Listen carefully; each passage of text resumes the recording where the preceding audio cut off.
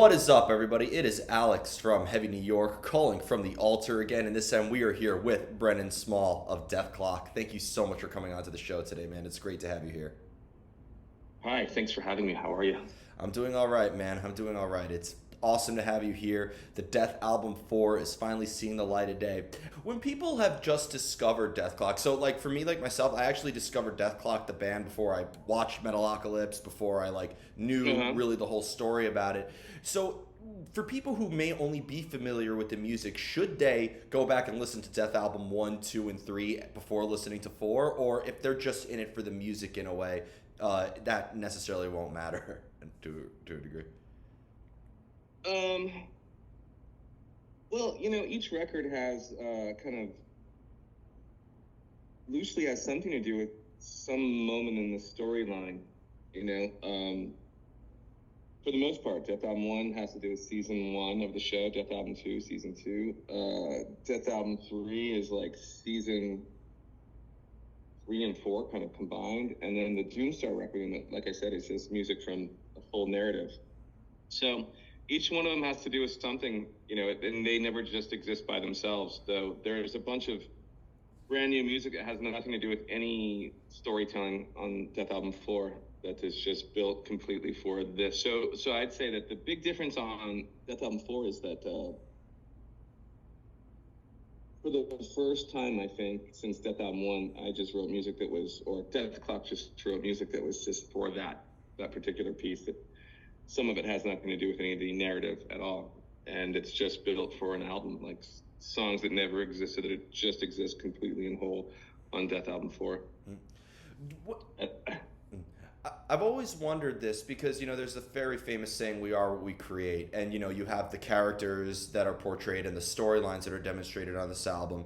But has your own personal life or your own personal experiences as an artist also maybe been a source of inspiration for the making of this music in a way, or is Dethklok really just more or less like an escapism from your daily life? My life is nothing like I think Nathan Explosion's life or Pickles or Squiscar's life. My life is pretty boring, and that's the way I like it. In order to be in the headspace to write the music and to write the show, oftentimes, as a writer, I'm thinking about the worst possible thing I can say from moment to moment, and most of my life is not about trying to say the worst possible thing that I can possibly say from moment to moment. So it's really important to kind of keep the guardrails up and to separate, what works for the show and what works for the records from my real life. So you don't recommend because yeah. sorry. So you don't recommend I go to Shake Shack here in New York City and say, "Hey, fuckface, give me 4 No. 5s." You don't recommend that? I can't tell you what to do with your life. That would be your own decision, and you would have to sort that out for yourself. And whatever consequences, be they big or small, that would be for you to negotiate. So I'm not a life coach. Let's just say that. So you won't be my one phone call from the From the prison, I yeah. would say, I just met you. I think you're in trouble. When you play a Dethklok live, though, and I'm so excited to finally see you guys live for the first time Oh, yeah. this fall. Yeah. But you have to go all along the catalog and bring stuff from Death Album 1, 2 through 4. So when you like shuffle the set list around and whatnot, do you think that maybe creates a new narrative or maybe creates a new storyline? Well, let me tell you what we're doing. I mean, it's been a while. We've done a couple one-offs over the last couple of years. We did one about a year ago in Philadelphia for an Adult Swim Festival. And we did a pretty big one in 2019, which kind of got us, kind of got the project reawakened, kind of came out of a cryogenic slumber. And the idea of the live show is a celebration of all things Metalocalypse. So it's got bits and pieces of comedy. It's got songs from the first, second, and third record, and the new one will have songs from the fourth record. And the question is always, what is the energy we're trying to get across? We're always trying to move pretty fast on stage. Gene Hoglan is an amazing drummer, and he is no slouch when it comes to ratcheting up the tempo and pummeling the audience. And so that's something we consider. We consider that stuff. And then beyond that, you know, does this connect to anything that we're doing right now? Maybe it will in your eyes, maybe it won't. But the idea is to celebrate, especially with this, because it's been about a decade since we've gone on tour. So this will be part kind of nostalgia and part new. And we're excited with all the stuff that we're picking for the set list. So we're all working on it right now. In fact, like before I was talking to you, we don't function like a normal band where we just go, hey, you want to play this song tonight? Or you want to play that song tonight? Let's rehearse before we go on stage. We have to like have visuals for all that stuff, and visuals cost a certain amount of money to make. You have to pay staffs of people. You have to pay animators, editors, compositors. It's a big undertaking. So if you're gonna like switch the song list around or add a new song, there's a lot of like, where does the money come from? There's a lot of like just not very fun, practical kind of producerial things that have to go into the thing. It's not like just like, hey, tonight we'll play this and tomorrow night we'll play that and we'll keep switching it up like Fish does or something like that. We don't really have the ability to do that because part of the fun of our show is the synergy between the picture and the live music and the connection with the people in the audience. So it has to be kind of produced and put together first and conceived of long before we even, you know, get into rehearsals and stuff. So I don't know if that answers your question, but that is kind of what it is. But ultimately, what you'll see when you come to one of these shows is I've got the best seat in the house because I get to look at the people in the audience reacting to the screen behind me. Most of the time, people aren't looking at us; they're looking beyond us and at the screen, and that really is the star of the show. That's the ballet, we're the orchestra. But it all works together, and it's really a lot of fun. I think you're gonna have a good time.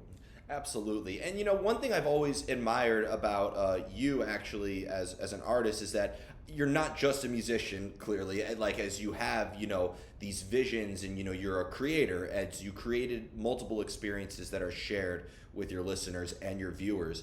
Is there a similar method behind the madness to when you approach the visual art and storyboarding versus writing music in a way versus doing comedy and all this? Is there a similar creative energy, or are they all completely separate mind frames? You know, that's a good question. This is something I consider often because it all starts with the guitar, which is basically, you know, when we all, I don't know if you play, yeah. I look at your upside down crosses and your candles burning, and I think this guy's got a guitar somewhere. But seriously, because our relationship with the guitar is like, first of all, we have one in our hands and we don't know what to do with it, and either a friend or a guitar teacher or YouTube or whatever it is teaches us something, and we realize that the more we put into it, the more we get out of it. And nobody's magic when they have a guitar in their hands. They may have just spent a little bit more time with it and figured a couple of things out, or made peace with the metronome, or really paid attention to their picking hand and their fretting hand and legato and staccato and all the things that happen. But my point is that I take all of that, me learning guitar when I was like 14 years old, and how much it made me believe in myself, that if I put time and effort into something, I can put time and effort into other things so that I can get a similar result. So when I'm writing a script for a movie and I'm talking about visuals, I'm describing them first. And if I'm writing a piece of music, I am writing a demo first or programming drums first. And when I speak to my collaborators, be they Gene Hoglan or an intensely talented group of storyboard artists, compositors, animators, editors, all the people that I am lucky enough to collaborate with, I'm asking them all the same question in collaboration. Because my job is to bring an idea to the table and say, creative, smart people, can you beat my idea with something cooler? And if you can, then we get to collaborate. And even if you can't, at least I've got something here to start the conversation, and let's keep on asking ourselves. And then what is the ideology? What is the mood? What is the tone? What does it feel like from moment to moment, visually, sonically, dialogue-wise, character-wise, story-wise, all that stuff. So you're floating above the whole project, kind of always maintaining it. And the same thing, and it's very similar from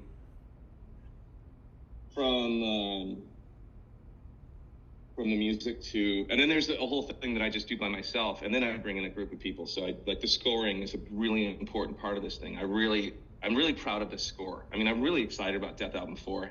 I'm really excited about the movie. But the thing I don't always get to do is do a full-blown score with you know, with a lot of different moods and big feelings and stuff like that. So, but even with the score team, I worked with a team called Sparks and Shadows, which is Bear McCreary's team. Bear McCreary is known for doing a lot of film scores. He's got a magnificent team of people that worked with me on this.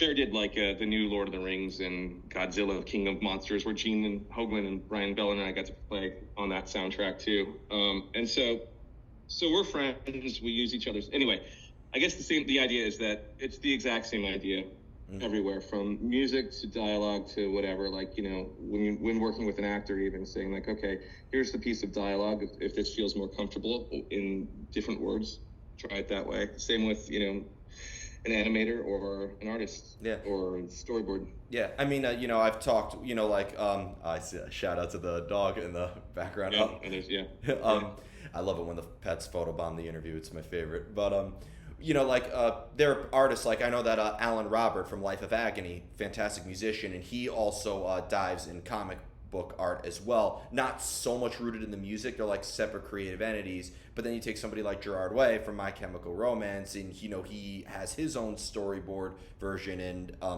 whatnot. So I've always thought that artists like you are like, you know, and we're all metalheads in this regard, but I've always thought that you had a unique way of collaborating. And I mentioned this to Gene Hoglan when I interviewed him earlier this year, because he, you know, Dark Angel has concepts in their music. He was on Mechanized by Fear Factory, which is a fantastic concept album. So would you say that maybe you and Gene Hoglan, when you play together, being that you both play on a conceptual level, that maybe there's kind of like a kindred spirit in that? Well, Gene and I have a lot in common. We both grew up on a lot of music that tells story, that evokes major drama and emotion and all that stuff, from Queen to Andrew Lloyd Webber. Seriously, it doesn't seem very heavy at all, but Gene and I have conversations about Evita, which is Andrew Lloyd Webber's, you know, one of his, I think musically one of his most interesting pieces, about a woman who you know, rises into the public vision during a tumultuous time in Argentina. It's a strange thing for like an 8-year-old to be interested in, but the music was so cool and the story was being told. I also grew up on The Who, you know, on Tommy, like that was on TV, on cable when I was a kid. These big, you know, epic stories where music is being told. The Wall, you know, Pink Floyd, all that stuff. So I know that Gene has a strong, I know he has a strong passion for storytelling in music. And so when we work together and we talk about, like, you know, beyond the notes, beyond what's happening in the measure, we talk about the feelings and the moods, and we usually have like some conversation about what this is like. What does this feel like? What can we compare this to that we both understand? And Gene's usually right there. Gene's got a fantastic story of, you know, how he became a great drummer, how he's such kind of a perfectionist and an instrumentalist, which is another thing. Is like being a perfectionist, understanding the time, and then understanding the mechanics of everything. Just the simple, like, you know, from, it's like sports talk too. Like, what is the best way to get the most out of your instrument? What is the best way to pick so my right arm never gets tired? What is the best way? And he does that all with his drums. And on a conceptual level, he is a great collaborator because I'm always listening. If he's got an idea, I'm dying to hear it. Yeah, I'm lucky to have him as a partner for as long as I've had him. Yeah, definitely. I think it's a real match made in heaven, or hell, whatever's more metal. In order to get the creative inspiration, though, to get that creative fire, and this is sort of like a debate I like to have with artists in a way.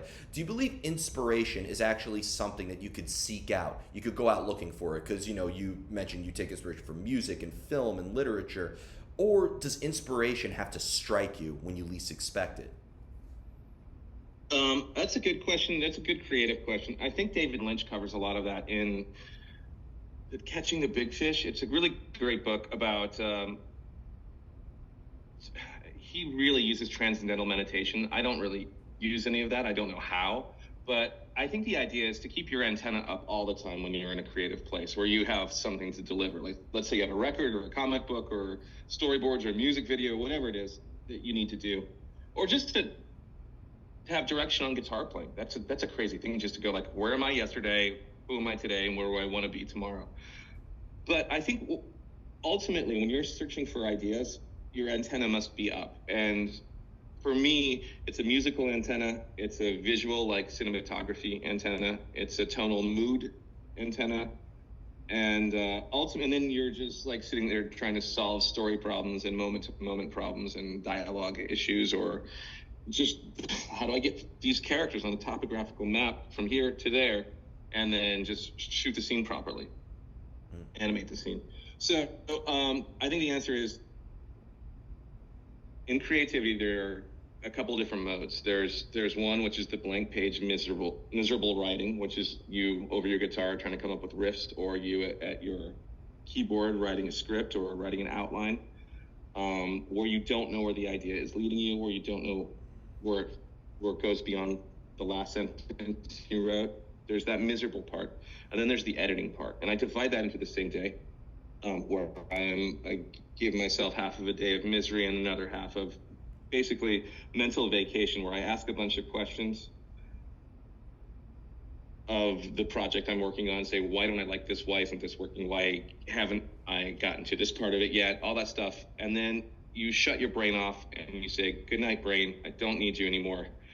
I need like somebody subterranean working for me. And that's what usually happens. So writing script, writing music was a lot like that, where I have miserable work and then editing, thoughtful, kind of unconscious brain taking over, and then answers start popping up. If you give yourself enough questions, you may be able to come up with the answers. So make sure and ask yourself the right questions, like, why isn't this working? Why doesn't this feel unique? Why doesn't this feel like something that, whatever it is, there's always going to be a problem. Nothing is easy, and know that, and trust yourself, I guess. And yeah, I mean, seriously, that's but I'd say check out David Lynch. He's got a really smart part about just like basically going fishing in his unconscious, casting your reel out and going for something deeper and bigger and something that lives inside of your dreams. So I really subscribe to that, and I think he's right, and I think it's worked for me before. That's awesome. That's awesome. As somebody who went to art school, I've seen plenty of storyboard stations from, animation majors and all that. But, being in a studio to record music, they're completely separate atmospheres. You have different equipment around you and, different, all that stuff. So does your atmosphere also play a role in how you create in a way, or being that you're kind of like inside your own head, you kind of can go into your own zone regardless of where you are? Well, I think it's important I know I'm visual, so in kind of whatever it is that I'm doing, I need to like be able to see my work in front of me. And this is my studio. If you want to see what it looks like this. It's wow. There's a dry erase board, there's a mixing board, and I have guitars on the wall. And that usually when I'm working, I have that whole mixing board and 2 monitors up, and I can see Pro Tools. And Pro Tools to me is like a big, messy, I have this too. So I have like, just pages and pages of notebook stuff with highlights. And this is like the whole movie from the first, rough draft to everything inside of like one of these things. So everything is a big notebook that I have around here. I have a dry erase board that's like a timeline notebook where if I'm working on other projects, I have something up there, and I need to be able to see where my act breaks are. I need to be able to see the whole timeline of music, because it's all a timeline. Music is a timeline, storytelling is a timeline, and ultimately the sequence of art is a timeline too. So I need to be able to see everything. I think having a Pro Tools rig up and running, where you turn, I remember reading in a Guitar Player magazine years ago, they said, have your rig ready to go whenever you're creative. So, and make sure you have it all running into one channel, or you press one button and everything turns on. You don't need to be like unwrapping cables every single day, or taking your guitar out of the case. Or I have several guitars and basses within arm's distance, and MIDI keyboards and everything, and like, quad cortexes and all kinds of nerdy guitar gear. I have a microphone that I pull back and forth. You can see over here, there's a microphone right over there. Wow. That's just like on a little, kind of like a little podcasting microphone, but that's my main microphone because I read somewhere that Prince would do all of his singing at the mixing console, because you'd go like this and, oh, I have an idea, and as the idea is coming, you're recording it, good, bad, or indifferent, performance wise, doesn't matter, because you've got the idea there now. It wasn't there, now it's there. Now there's a reminder, you can clean it up and you can fix it afterwards. So yeah, everything needs to be within arm's length. I need a place to write down stuff. I need a place where I can like pace and stand around and look at stuff. I need to be in like an area like my studio here. I need to be able to take walks. That's a really important part. You hear about Stephen King taking walks. That's the other part. You're asking, all these questions are about being creative. And there are so many books out there. Like I said, there's the David Lynch one. There's the Stephen King on writing, which is like, these are great books, and books on tape as well. So I revisit these things all the time. I read books about my favorite comedians, I read books about great jazz players, like people that are creative.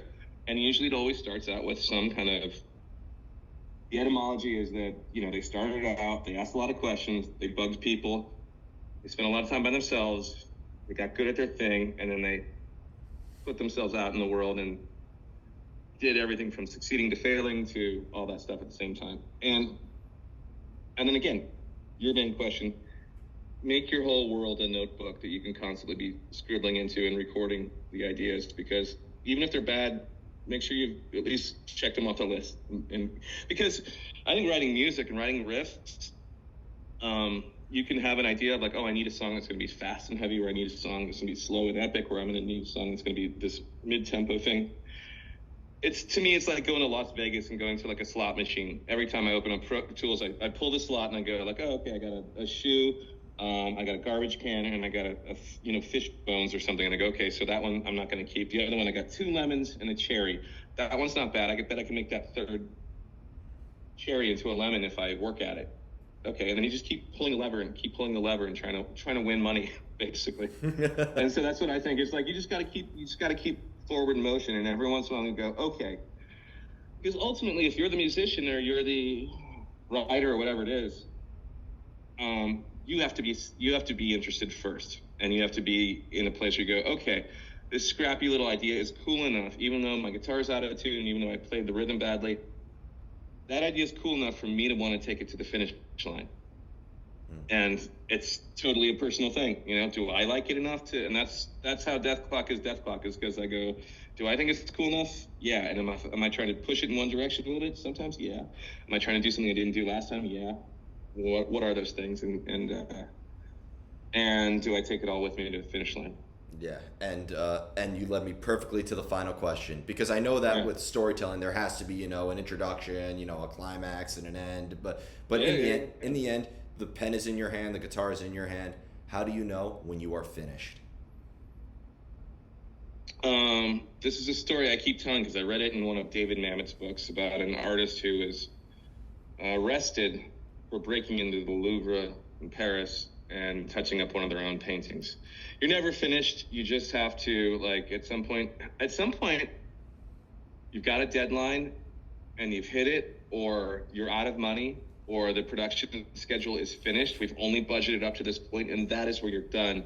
So come rain or shine, that is the end of your project. And unless you can raise another $200,000, you are done with that project. So you better make sure that this version of your project is the project you're going to go out with. And with every single thing I've done, I am both satisfied and dissatisfied with everything. And it happens all the time. And my favorite artists feel the same way, like where when you finish something, you go, yes, okay, this is no longer mine. This is for the audience. This is for the people who may respect this project.